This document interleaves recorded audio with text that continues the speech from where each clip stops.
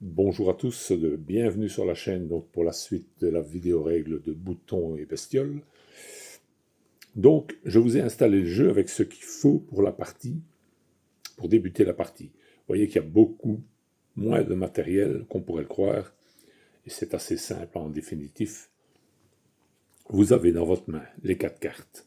Donc niveau 1, côté A, et vous avez votre carte personnage avec votre figurine, votre tableau de modificateur d'attaque et votre compteur de points de vie. Même chose ici, vous avez la carte dans cette mission qu'on va attaquer, c'est les bandits numéro 1, les cartes bandits. Il y en a deux, donc il y a 2 cubes, il y a 2 compteurs, je les ai déjà mis sur 8, parce que les bandits ont 8. Voilà. Le compteur d'initiative, je le mets à côté parce que je ne le saurai qu'après. Et ici, vous avez leur modificateur de combat. Donc, tout est là. Ici, vous avez les cartes de jeu. Bon, la première, je vous l'ai expliqué, c'est un résumé de ce que vous allez faire à la suite, avec le truc. Donc, nous sommes bien au niveau 1. Nous n'avons pas le droit aux cartes objets, puisque nous n'avons pas encore réussi la première mission. Et donc, les monstres, ce sont bien des gardes bandits, et le but du jeu, c'est de vaincre tous les monstres. Bon. Il n'y en a que 2, ça sera vite fait. Et donc, voilà. Enfin, ça sera vite fait, en principe. Le dos de la carte, j'avais déjà oublié que le dos, c'était... Donc, ce sont votre plateau de jeu. Le plateau de jeu, il y a une place pour le bandit numéro 1, qui est vert, une place pour le bandit numéro 2, qui est bleu, et l'entrée en jeu de votre homme. Voilà.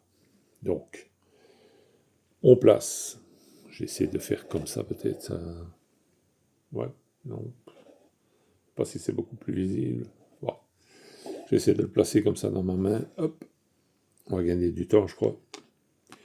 Donc le bleu vient comme ceci, le vert vient là, et votre petit personnage, il vient ici. Et voilà, donc vous avez le plateau qui est prêt pour entamer. Les cubes représentent bien entendu vos adversaires.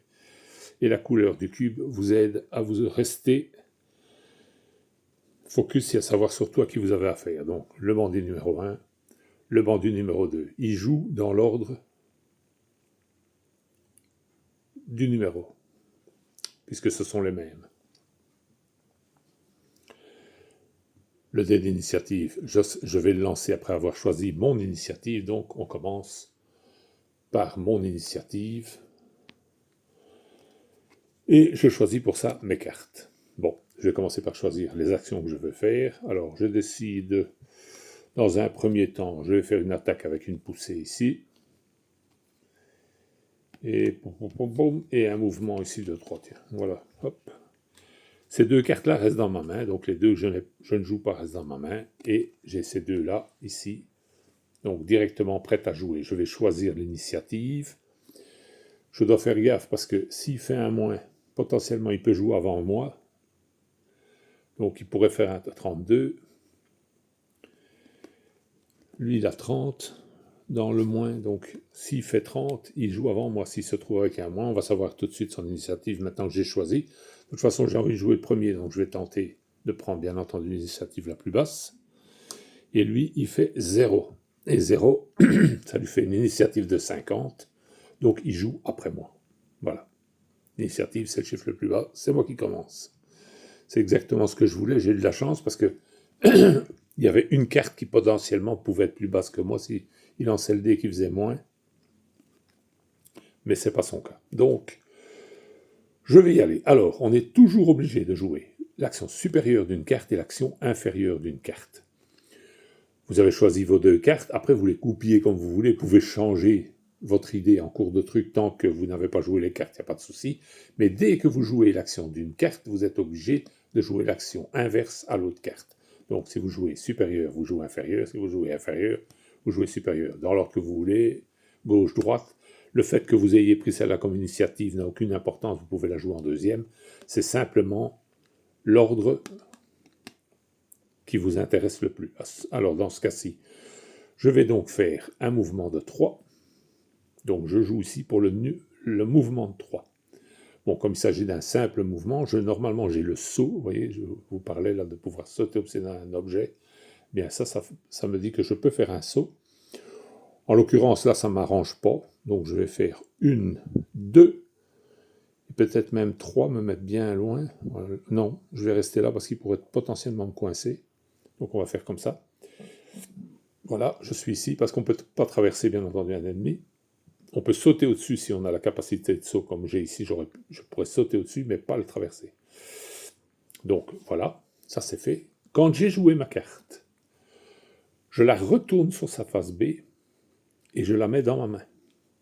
Je ne la mets pas dans la défausse, hein, c'est dans ma main. Elle est sur la face B, c'est dans ma main. Voilà, je l'ai retournée parce que j'avais joué la face A. Deuxième chose, donc vous voyez ici, j'ai 3 d'attaque. Je peux mettre force sur moi-même. Ce sont des petits jetons. Je vais aller chercher le jeton force dans la boîte. Je la dépose là temporairement. Voilà. Donc je prends, hop, un petit jeton force. Ils sont justement au-dessus, c'est parfait. Voilà le petit jeton. Je le mets sur mon personnage pour dire que j'ai force. Alors, j'ai l'aide de jeu qui est ici. Et l'aide de jeu, je vais aller voir ce que veut dire le petit jeton force. Voilà, il est ici. Hop. Renforcement. Gagner avantage pour toutes les attaques. Retiré à la fin du prochain tour. Bon, un avantage, ça veut dire 1 point de plus. Comment?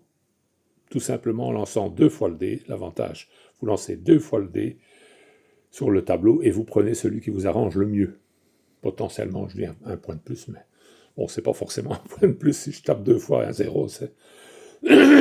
Alors, mon attaque fait 3 de dégâts.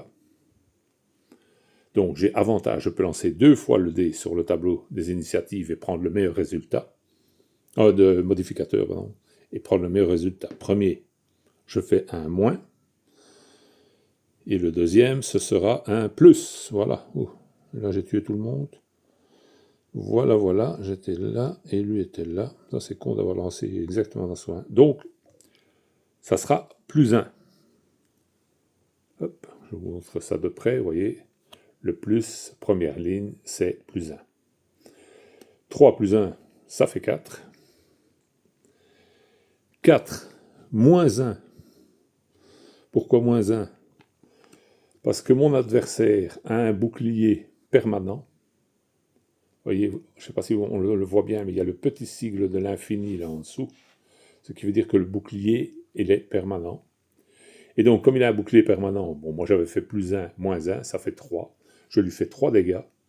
Et en plus, je lui fais une poussée de 2. Le petit sigle là, ça veut dire que je lui fais une poussée.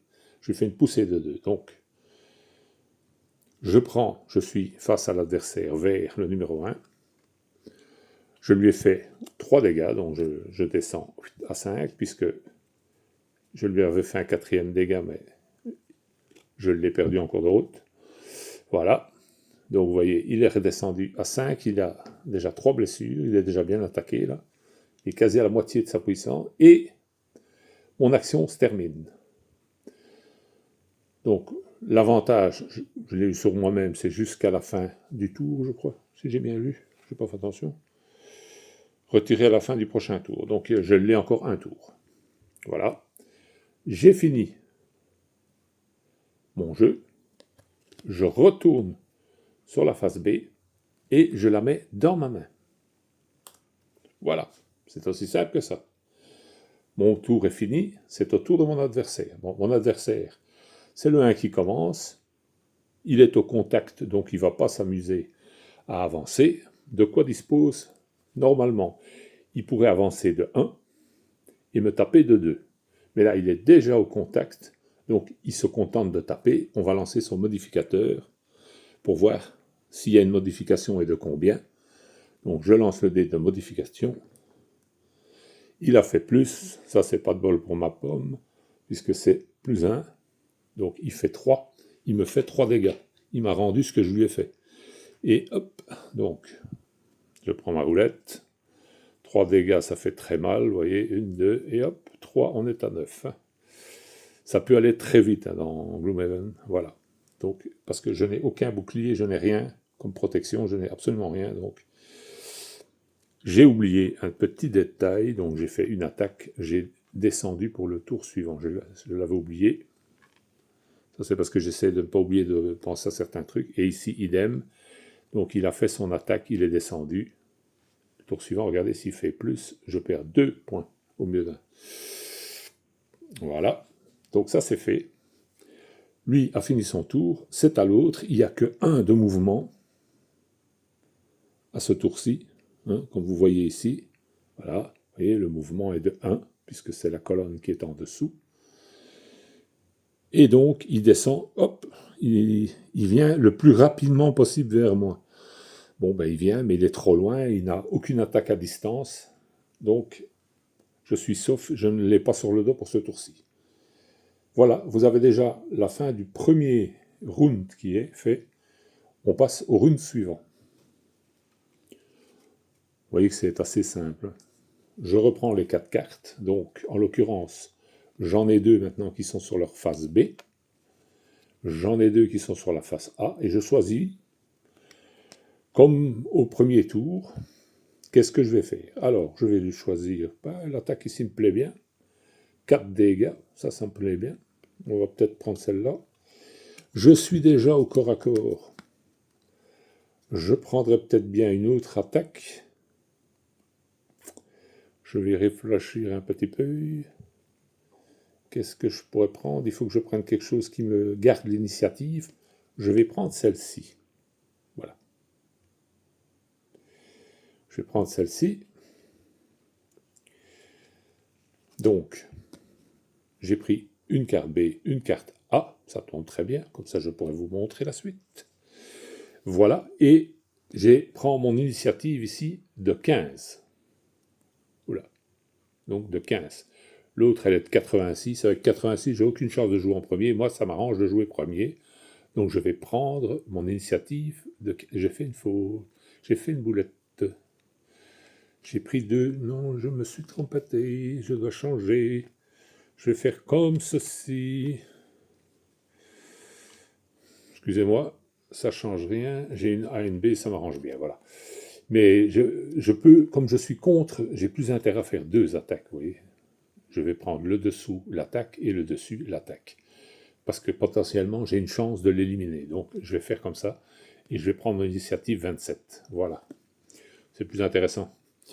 Donc, on prend le dé. On regarde l'initiative qu'il a. De toute façon, il jouera après moi puisqu'il a 30 minimum. Il est au moins, il est à 30. Mais il jouera après moi de toute façon. Puisque moi j'ai 27. Vous voyez, si j'avais gardé l'autre, 86, j'étais malin. Donc, je recommence le jeu. Alors, je suis à côté de lui. Là, j'ai le choix de l'ordre dans lequel je vais utiliser mes actions. Il n'y a pas de mystère. Hein. Alors, je pense que celle-ci, en plus, elle fait percer. Je vérifie, mais je pense que le sigle, c'est percer. Oui, c'est bien ça, perforation. Donc, je réduis, vous voyez, je réduis son bouclier. Donc, avec cette attaque-là, il ne peut pas utiliser son bouclier. Donc, il va se ramasser 2 dégâts d'office, sauf, bien entendu, si le modificateur n'est pas en ma faveur. Donc, on va regarder ce que le modificateur me donne. Voilà. En l'occurrence, donc, c'est 1. Dans le meilleur des cas, je fais plus 2, et sinon, tant pis. 0. Voilà, donc ça ne modifie rien du tout. Je descends le cube cette fois, je ne l'oublie pas. Et donc, ma première carte, je l'ai jouée. Elle a perforé, donc il perd quand même 2 points. Il est sur la face A. Je le retourne sur la face B et je le mets dans ma main. Voilà, ici je suis sur la face B, donc je diminue de 2. Mon adversaire tombe à 3 points de vie, puisque son bouclier ne lui sert à rien, puisque j'avais une attaque perforante. Deuxième carte, je joue le haut cette fois-ci, puisque j'avais joué le bas. Hein. J'ai joué mon attaque perforante ici en dessous, donc je joue le haut. Une attaque de 4. Je fais mon attaque de 4. Je lance le modificateur de nouveau, hop, pour savoir combien je vais avoir. 0, la modification 0 en principe, je pense que ça va être sur 0, ouais. Alors, la première partie, 0, ça reste 0, mais vous voyez, si j'avais fait moins, mon attaque, elle était complètement échouée. Mais je préfère 0, ça veut dire qu'il y a 4 dégâts, moins 1, parce que celle-ci n'a pas de perforation, donc son bouclier est valable, moins 1, je ne lui fais que 3 dégâts. Mais en l'occurrence, 3 dégâts, sur sa petite personne, c'est suffisant pour le ramener à 0. Et donc, je viens de tuer un adversaire. J'enlève son cube, c'est fini, j'en ai eu un. Ma carte, par contre, ici, elle est sur sa face B. Je la mets dans ma défausse. Je n'y ai plus accès sans faire un repos. Voilà. Et je défausse en même temps. J'avais celui-là, normalement, ça me donnait un coup en plus, une relance que je n'ai pas fait. À ce tour-ci, je pouvais relancer, choisir la meilleure des deux. Bon, de toute façon, je l'ai tué. J'aurais pu relancer le premier dé, et si j'avais eu un plus par hasard, il avait un dégât de plus, quoi. Mais c'est fini, c'était juste que ce tour-ci, et donc, hop, je le défausse. Normalement, je dois le faire quand tout est fini, mais enfin bon. On le fait à l'avance, comme ça c'est fait.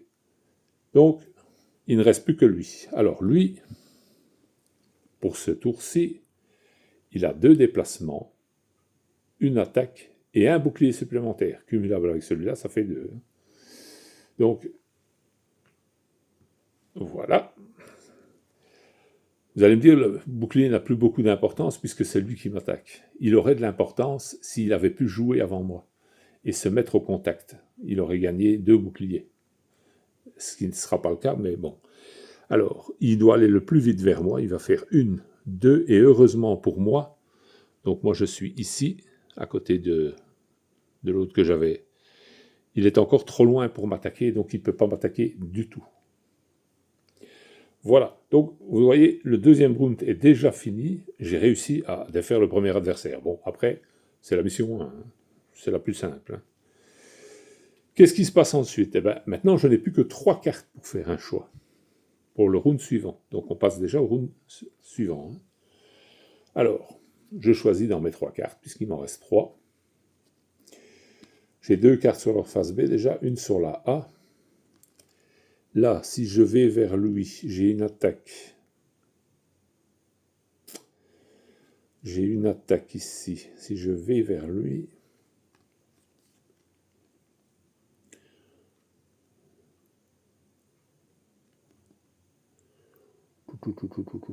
Ouais. Je vais utiliser ces 2 quartiers. Voilà. Donc celle-là retourne dans ma main, toujours. Donc j'ai de nouveau une A et une B en plus. Ça tombe bien, voilà. Je vais jouer l'initiative 15. Quoi qu'il arrive, il ne pourra pas gagner l'initiative. Donc hop, il est sur plus, le voilà. Hop. Ça veut dire que monsieur va avoir, hop, donc une initiative de 70, il fera un déplacement de 2 et une attaque de 2. Il a toujours bien entendu son bouclier. Voilà. Donc, mais moi, j'ai choisi 15, même si j'avais pris l'autre carte où c'est 61, donc il passait quand même après moi, puisque l'autre c'est 61, vous voyez. Donc, je vais utiliser cette carte-ci. Si j'utiliserais l'attaque de 6, vous allez dire, ça pourrait être intéressant, mais alors je dois détruire ma carte et la perdre définitivement. Et ça ne m'arrange pas. En jouant le dessous, j'ajoute plus 1 à toutes vos attaques ce round.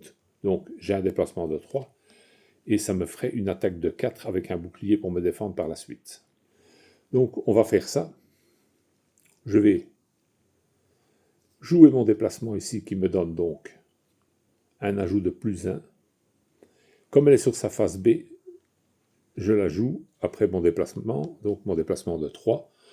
J'ai besoin que d'une 2 pour venir me rapprocher donc, de lui. Je la mets sur la défaut. Je sais que j'ai plus 1 en attaque. Je vais faire mon attaque de 4. De 4 plus la modification d'attaque. On va voir qu'est-ce que ça donne. 0, donc 0, c'est pas de modificateur.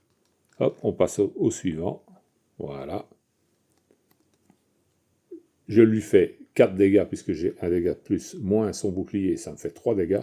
Je lui fais 3 dégâts. On est sur la face A, je retourne sur la face B. Non, non, non, je l'utilise temporairement comme bouclier. Je l'avais oublié, je le mets là comme bouclier temporaire. Mais lui, donc il descend à 5. Voilà. J'ai mon bouclier temporaire que j'ai mis là. Ces cartes qui se trouvent là, je peux les récupérer à tout moment. Qu'elles soient permanentes ou pas, mais celle-ci n'est pas permanente, elle ne dure qu'un round, je vous montrerai après le logo. Donc c'est à lui de jouer. Lui, ben, il a 2 en attaque. Il ne doit pas se déplacer puisqu'il est contre moi. On va utiliser donc son modificateur et on y va, on lance le dé et il fait un plus et zut, il était là je crois. Oui, je pense que... oui, c'est ça. Donc,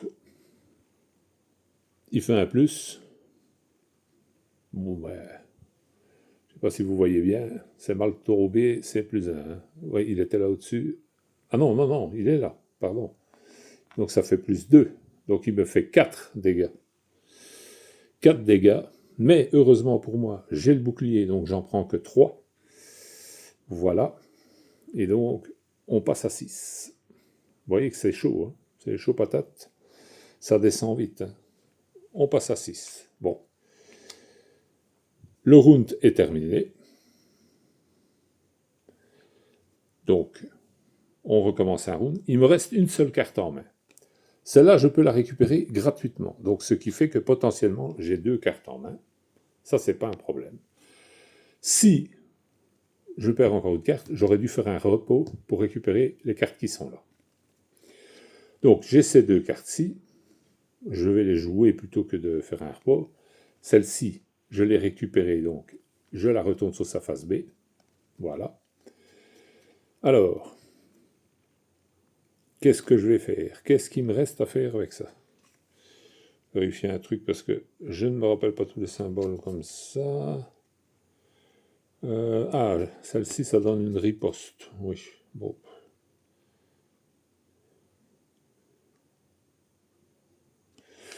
Ouais. Bon, je peux faire un soin sur moi de 2.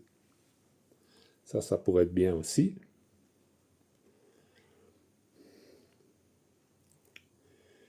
Je pourrais faire une attaque de 3.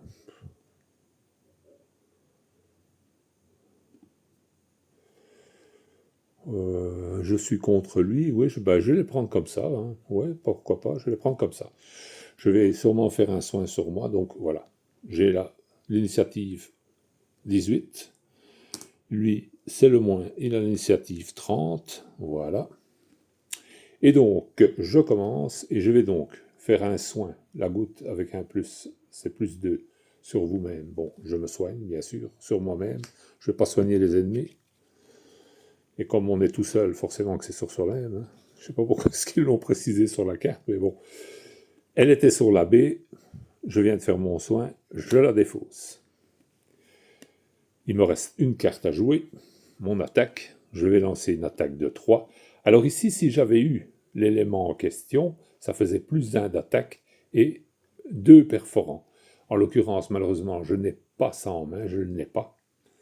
Elle est sûrement dans le paquet. Il y en a celle qui... Ah ben justement, celle-là. Ah, celle-là l'avait. Celle-là l'avait. Et donc, comme je viens de... C'est cette action-ci, je peux le faire. Je peux le faire. Voilà. Donc, j'avais pas fait attention, vous voyez. Heureusement que j'en parle. Donc, puisque j'ai la carte en question... C'est ça ou c'est le vent, ça?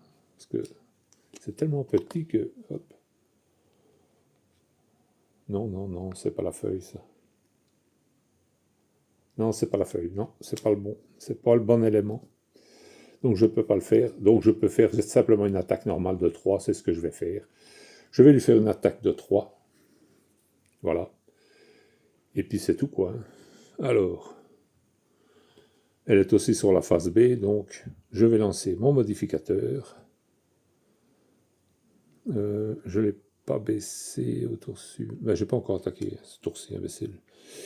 Voilà, plus, c'est un plus. Alors le plus, c'est un plus 1. Je descends mon modificateur. Voilà, c'est fait. Je lui fais donc 4 dégâts, moins 1 puisqu'il a un bouclier. Je la pose dans ma défausse. Donc, 3 dégâts. 1, 2 et 3. Le voici rendu à 2 points de vie. Voilà. Et c'est à lui de jouer. Ben, lui, donc en l'occurrence, il a un mouvement de 2, il ne va pas s'en servir. Il a une attaque, il va me la faire. Et comme je n'ai pas de défense, eh bien, hop, on redescend à 7. Voilà. Vous voyez, c'est assez fluide, c'est pas compliqué du tout comme jeu. Absolument pas. Hein. Alors, que se passe-t-il? J'ai plus de cartes en main puisqu'elles sont tous dans ma défausse. Je peux faire un repos. J'ai le choix entre 2 repos. Soit je fais un repos long, auquel cas, et pour pas dire d'ânerie, je vais prendre la règle. Ce sera plus simple.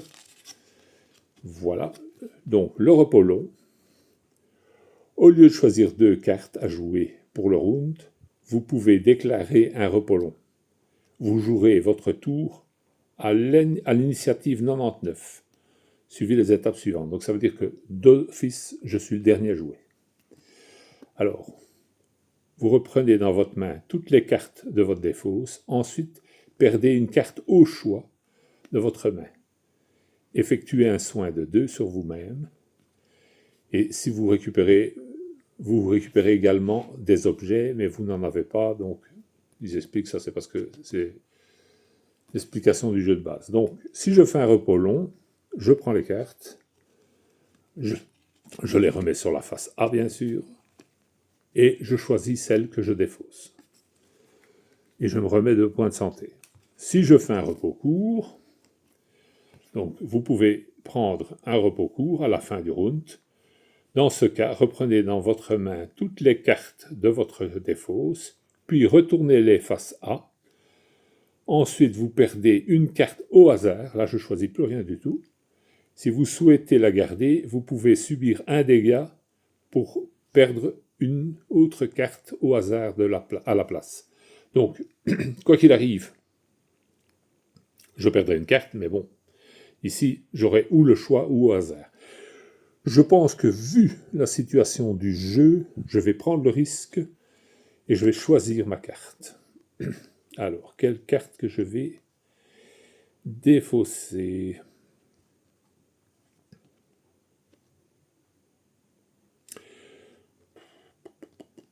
Je pense que je vais défausser celle-ci. Celle-ci, elle est ici dans la perte de carte, donc je ne peux plus m'en servir pendant cette partie. Elle est définitivement perdue. Il me reste 3 cartes en main. Donc, vous voyez qu'en plus, on a un délai pour tuer les adversaires, parce que sinon, on est vite à terre. Hein. Donc, on va continuer. Hein. Alors, j'ai fait un repos. Par contre, il n'est pas précisé, mais quand vous faites un repos court, en principe, vous pouvez choisir donc vos cartes et faire l'initiative. C'est quand vous faites un repos long que vous ne faites pas. Donc, moi ici, j'ai fait un repos long. Donc, de toute façon, je vais choisir les cartes, mais je joue en dernier. Je me suis rendu 2 points de santé. Non, pas encore. Si, non, je vais le faire. 1, 2. Voilà, je remonte à 9. Et c'est fait. Bon, des cartes objets, je n'en ai pas, donc le problème ne se pose pas. Je vais choisir mes 2 cartes, je vais prendre celle-ci. Et il y a une attaque ici, je vais prendre l'attaque du dessus, l'attaque du dessous, et je vais mettre comme ceci, voilà. Ça, ce sont les cartes que je garde en main. Et l'autre, elle est déposable.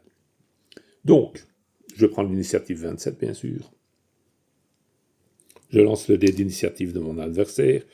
Il est resté sur moi, il est à 30. J'ai bien fait de ne pas prendre 32, vous voyez. Je me serais retrouvé en difficulté.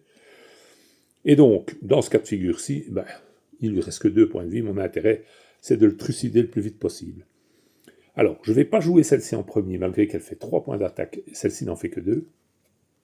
Mais celle-ci perce de 1. Or, il a un bouclier de 1. Donc, potentiellement, je lui ferai 2.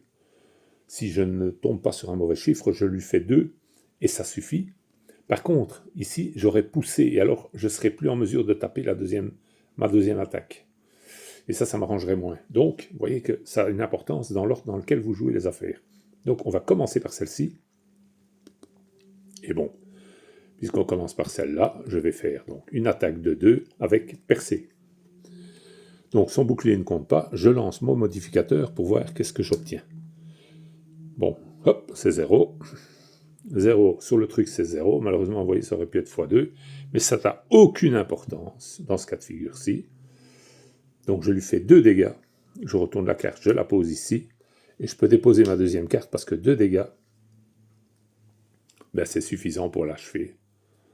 Et 1, et 2, et voilà. Et la partie est gagnée. Vous voyez, c'est pas compliqué à jouer. C'est vraiment un jeu accessible. Il ne faut pas penser que c'est quelque chose d'extraordinaire. C'est des fois compliqué parce qu'il y a beaucoup de matériel et on se pose un peu des questions. Et le tout, c'est de surtout pas se tromper dans le matériel. C'est la seule chose qui compte. Donc, pas oublier que l'évolution des cartes, c'est allez,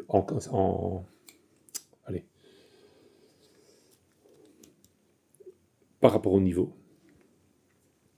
Donc, vous pouvez évoluer vos cartes par rapport au niveau, mais toujours bien prendre. Donc, si vous échangez coup de bouclier, vous prenez phalange inébranlable à la place. C'est toujours en relation directe avec la carte qui est en face, qui est bien mis une petite flèche, vous devez prendre celle-là. Mais vous pouvez changer celle que vous voulez. Vous pouvez en changer qu'une, bien entendu. Au niveau 2, 2 au niveau 3. Vous n'êtes pas obligé de respecter l'ordre. Vous pouvez très bien, vous passez au niveau 2, vous pouvez très bien changer force de guet contre force brutale. Ça n'a pas d'importance. Vous devez juste respecter l'alignement. Si vous changez cette carte-là, c'est avec la première, la deuxième avec la deuxième, et ainsi de suite. Comme c'est indiqué là, et pas autrement. Et alors, les objets. Donc, dans ce cas présent, on a réussi la mission 1.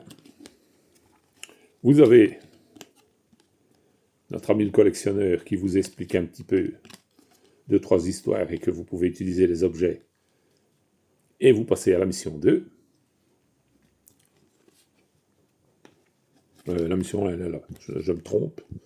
La mission 2, c'est celle-ci. C'est pas celle-là. J'allais dire, on n'est pas au niveau 2, on n'est qu'à la mission 2. Voilà. Donc vous êtes toujours au niveau 1, il n'y a rien qui change. En ce qui concerne le choix des cartes, ce sont toujours les 4 premières cartes. Par contre, vous avez le droit au choix, ces objets-ci, et les 6 qui sont là. L'objet, non, pas les 6 qui sont là, c'est moi qui me trompe, le collectionneur. Oui, voilà. Donc vous avez le droit aux 3 objets, la couverture, la première mission que vous avez réussi, et le collectionneur. Voilà. Et après, c'est expliqué de toute façon, c'est inscrit sur les cartes, vous ne savez pas vous tromper après.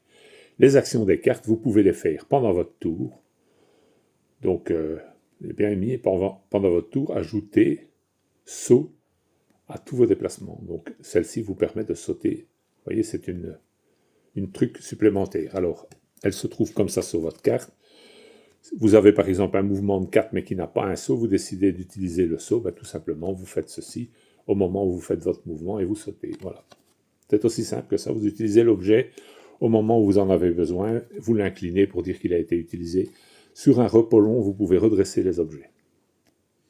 Donc potentiellement, vous pouvez vous en servir 2 fois, 3 fois, max. Voilà. Vous avez le choix entre les 6 qui sont là, et n'oubliez pas, donc ça fonctionne.